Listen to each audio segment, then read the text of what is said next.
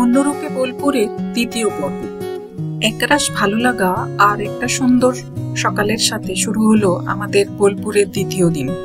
Whispering উডসে সকালবেলা সবকিছু সেরে লুচি, ছোলার ডাল, কলা, রসগোল্লা ইত্যাদি খেয়ে আমরা বেরিয়ে পড়লাম ঐতিহাসিক স্থান দেখতে। তার সঙ্গে জলখাবারে ছিল পোস্তুর লাড্ডু, সর্বমঙ্গলা মিষ্টান্ন ভাণ্ডারের পোস্তুর লাড্ডু। যেতে যেতে শুনে নিই ঐতিহাসিক জায়গার একটু বিবরণ। ব্রিটিশ শাসিত বাংলায় যেসব জমিদার পরিবার খ্যাতি অর্জন করেছিল তাদের মধ্যে অন্যতম রায়পুরের সিংহ পরিবার। 1764 সালে মেদিনীপুরের চন্দ্রকোনা থেকে লালচাঁদ সিংহ রায়পুর চলে আসেন। এই অঞ্চল সেই সময়ে গালার ব্যবসার জন্য খ্যাতি অর্জন করেছিল। এই ব্যবসায়ের উপার্জনের বেশ কিছুটা অংশ খাজনা রূপে মুর্শিদাবাদের রাজার কাছে চলে যেত। ব্যবসায়ী পরিবার রায়পুর আসায় বীরভূমের একাধিক গ্রাম সমৃদ্ধশালী হয়ে ওঠে। লালচাঁদের 3 ছেলে পঞ্চানন, রামকিশোর ও শ্যামকিশোর 1773 সালে 60 বিঘা জমির উপর 3 ছেলের জন্য 3টি বাড়ি তৈরি করেন লালচাঁদ। এই 3টি বাড়িতে 120টি ঘর ছিল। শ্যামকিশোরের নাতি বিশ্বম্ভর সিংহকে বর্ধমানের রাজা তিলকচাঁদ তাকে রায় উপাধি দেন। শোনা যায় সেখান থেকেও এই গ্রামের নাম হয় রায়পুর বা রায়পুর।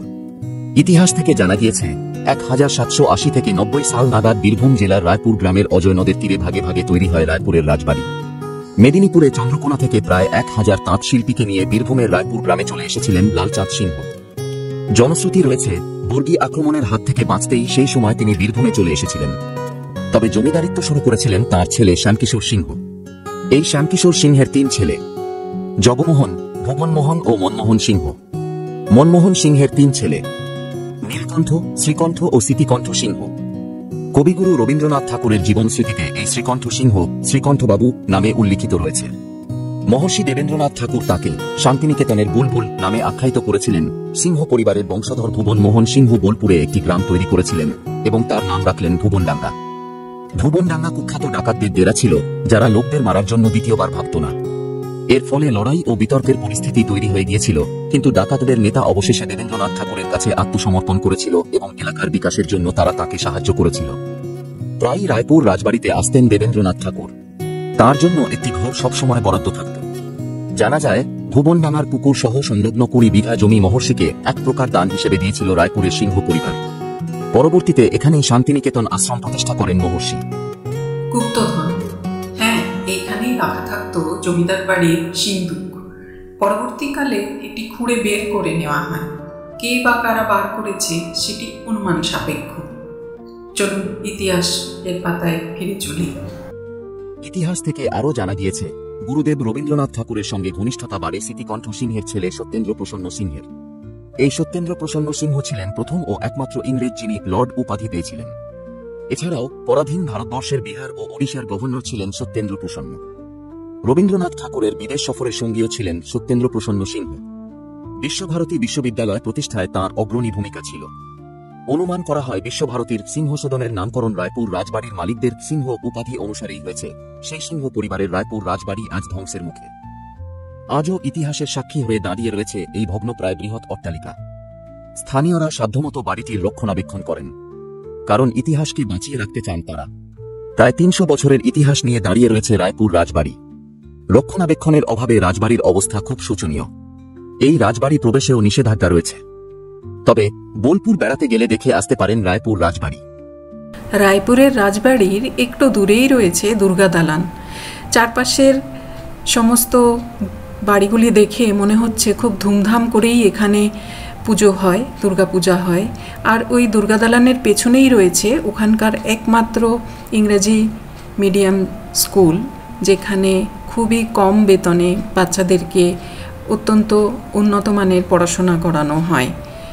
এগুলি দেখে খুবই ভালো লাগলো যে স্থানীয়রা এখানে কত উন্নতি করার চেষ্টা করেছে। বাঙালির অতি প্রিয় লালমাটির দেশ বীরভূমের অন্তর্গত বোলপুর শান্তিনিকেতন। আর এই বোলপুর থেকে মাত্র 3 কিলোমিটার দূরেই শান্তশিষ্ট সুরুল গ্রাম। প্রধানত বাগদি, ডোম বা বাউরি সম্প্রদায়ের মানুষজনের বাস এই গ্রামে। সুরুলদের সরকার পরিবারের জমিদার বাড়িটি আপনাকে এক লহমায় সেই জমিদারি জমানায় নিয়ে গিয়ে ফেলবে। গেট দিয়ে ঢুকেই বিরাট উঠোন ঘিরে চতুষ্কোণ জমিদার বাড়ি, মাঝে নাট মন্দির। গেটে ঢোকার সময় জনপ্রতি 20 টাকার টিকিট কেটে ঢুকতে হবে। শুধুমাত্র নিচের অংশটুকুই সাধারণ মানুষের দেখার অনুমতি আছে। পেশাদার ক্যামেরা ব্যবহার করা যায় না। মোবাইল এ ছবি তোলা যায়। নাট মন্দিরের সামনে দুর্গা দালান। প্রায় 295 বছর ধরে এখানে পুজো হয়ে চলেছে। এছাড়াও রয়েছে রাজবাড়ির সংলগ্ন অংশে টেরাকোটা মন্দির কমপ্লেক্স। এখানে সরকার বাড়ির ইতিহাসটা ছোট করে একটু বলে নেওয়া যাক। বর্ধমান জেলার নীলপুর গ্রাম থেকে বীরভূমের বোলপুরের সরুল গ্রামে এসে বসবাস শুরু করেছিলেন ভরতচন্দ্র ঘোষ। সরকার পদবি ব্রিটিশ প্রদত্ত। তাকে সরকার বাড়ির প্রাণপুরুষ বলা হতো। তার হাত ধরেই শুরু হয় জমিদারিত্ব। এখানে তিনি গুরু শ্রী বাসুদেব ভট্টাচার্যের বাড়িতে সস্ত্রীক থাকতে শুরু করেন। একটি পুত্র সন্তানও হয় সেখানে তাদের। এইভাবে পাকাপাকি বাসিন্দা হয়ে যান তারা সরুলের। ভরতচন্দ্রের পুত্র কৃষ্ণহরি, তার পুত্র শ্রীনিবাস। এই শ্রীনিবাসের আমলে শুরু হয়েছিল নীল চাষ আর জাহাজের পালের কাপড় তৈরির ব্যবসা। ইংরেজদের সঙ্গে একত্রে এই ব্যবসায় নেমে বেশ ভালোই নাম করেছিলেন তিনি। ভরতচন্দ্র ঘোষের পুত্র কৃষ্ণহরি সরকার জমিদার বাড়ির বন্দরেই দুর্গাপুজোর সূচনা করেন। তখন মাটির তৈরি মন্দির ছিল, পরে কংক্রিটের মন্দির। নাট মন্দির তৈরি হয়। বেলজিয়ামের ঝাড়বাতির সজ্জাসহ বৃহৎ সুসজ্জিত অট্টালিকা বোলপুরের সরুল জমিদার বাড়ির পুজোর অন্যতম আকর্ষণ। এখনো 300 বছরের পুরনো গহনা দিয়ে পরিবারের লোকজন প্রতিমাকে সাজান। আজ থেকে 128 বছর আগে ভাইয়ে ভাইয়ে বিবাদের জেরে জমিদার বাড়ির পাশেই আরেকটি পুজোর সূচনা হয়েছিল। সেটিকে সরুল ছোট বাড়ির পুজো বলা হয়। তবে দুটি পুজোর প্রথা একই। প্রতি বছর একই গড়নের প্রতিমা নির্মাণ হয়। বৈশিষ্ট্য হল প্রতিমার মুখ ছাঁচে নয়, হাতে করে নির্মাণ করা হয়। 4 পুরুষ ধরে বীরভূমের খয়রাসোলের বাসিন্দা সুভাষ সূত্রধর 2 জমিদার বাড়ির প্রতিমা নির্মাণ করে আসছেন। জোড়াসাঁকোর ঠাকুর পরিবারের সঙ্গে এই পরিবারের রীতিমতো ভালো সম্পর্ক ছিল। মহর্ষি দেবেন্দ্রনাথ ঠাকুর শান্তিনিকেতনের জমির বেশ খানিকটা অংশ পেয়েছিলেন সুরুল রাজ পরিবারের থেকে। কথিত আছে তিনি 1 টাকার বিনিময়ে এই সম্পূর্ণ মৌজাটি কিনেছিলেন সুরুল রাজ পরিবারের কাছ থেকে। এবার এখান থেকে বেরিয়ে পিছনের টেরাকোটা কমপ্লেক্সে চলে গেলাম। জোড়া শিব মন্দির এবং পঞ্চরত্ন লক্ষ্মী জনার্দন মন্দির অবস্থিত এখানে। পৌরাণিক রামরাবণের যুদ্ধ, ইউরোপীয় বাণিজ্য এবং অন্যান্য দৈনন্দিন জীবনযাত্রার কাহিনী নিয়ে এইসব টেরাকোটা প্যানেলগুলো তৈরি হয়েছে। অল্প কিছুদিন আগেই মন্দিরগুলো নতুনভাবে রং করা হয়েছে। কিছু টেরাকোটা প্যানেলও সংরক্ষণ করা হয়েছে। সব মিলিয়ে প্রকৃতি এবং ইতিহাসের এক সুন্দর মেলবন্ধন ঘটেছে এখানে। খিলানওয়ালা বারান্দা দিয়ে হাঁটতে হাঁটতে হারিয়ে যাচ্ছিলাম 200 বছর আগেকার দিনগুলোতে। বাংলার পুরনো স্থাপত্য শিল্পের আদর্শ নিদর্শন এই সরুল রাজবাড়ি। মোটা মোটা থাম, বড় বড় কারুকার্য করা খিলান, পরিবর্গা দেওয়া উঁচু সিলিং, সব মিলিয়ে 200 বছর আগের রার বাংলার জমজমাট সাবেকিয়ানায় ফিরিয়ে নিয়ে যায়। রায়পুর আর সরুল 2 জমিদার বাড়ি দেখে ওখান থেকে বেরিয়ে একটু জমিদারি রেশ নিয়ে আমরা চলে গেলাম ডিয়ার পার্কের দিকে। এটি নতুন সংযোজনা বোলপুরে। যদিও এই সময় ওখানে হরিণ দেখা খুবই অসম্ভব ব্যাপার, কারণ হরিণরা একটু ভেতরের জঙ্গলের দিকে থাকে। ভেতরে ঢুকে লোকজনের সাথে কথা বলে জানতে পারলাম যে হরিণগুলি শুধুমাত্র খাবারের সময়ই ওখানে আসে। 11টা, দুপুর 2:30, 3টে এরকম সময়ই ওখানে ওদের দেখা পাওয়া যায়। বাকি সময় ওই জায়গাটা ফাঁকাই থাকে। তবে ওখানে অনেক ঔষধি গাছগাছালি ছিল, যেগুলো ভালোই দর্শনীয় জায়গা এবং খুব শান্তশিষ্ট সবুজে ভরা একটা জায়গা, যেখানে কিছুক্ষণ ঘুরলে মনটা বেশ ভালো হয়ে যায়। তবুও একটু মনে আশা নিয়ে এদিক ওদিক হরিণ খুঁজতে খুঁজতে ভেতরে অনেকটা পর্যন্তই আমরা চলে গেছিলাম, কিন্তু কোনো কিছুরই দেখা পাওয়া গেল না। বোলপুর ঘুরতে এসে ডিয়ার পার্কে এসছিলাম, যদি 2-1টা হরিণের দেখা পাওয়া যায়। হরিণ তো দূরস্থ, এখানে মানে কোন রকম জীবজন্তুই দেখা পাওয়া যাচ্ছে না। পাখিও মানে কোথায় বসে যে ডাকছে সেটার কোনো হদিশ নেই।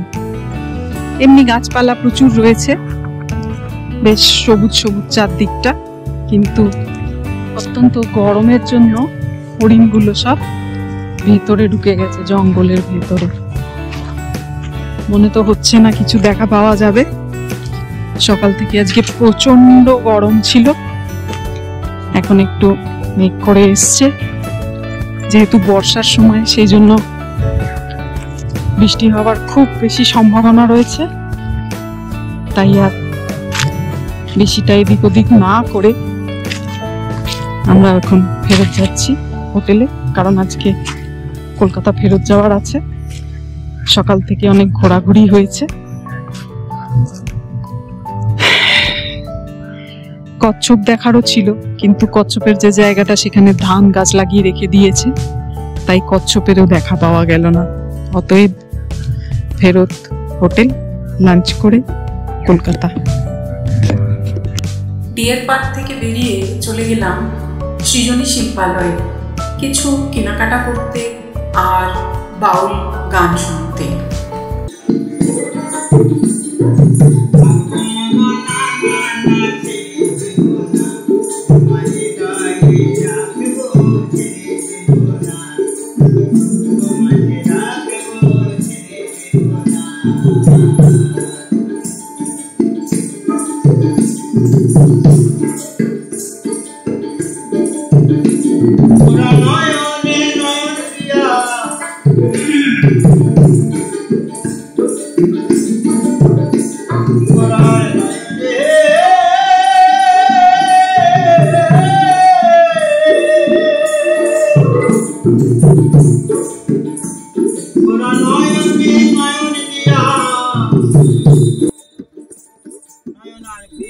ওখানে রেশখানে নিয়ে ফেরত এলাম হোটেলে, কারণ কলকাতা ফেরার তাড়া ছিল।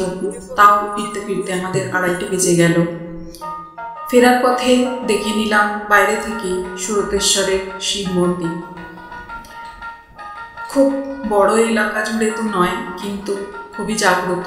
এখানে অনেকেই এই শিব মন্দির মানে। যেহেতু নামার সময় ছিল না, তাই গেটের বাইরে থেকে মহাদেবকে প্রণাম করে আমরা আমাদের যাত্রা শুরু করে দিলাম কলকাতার পথে।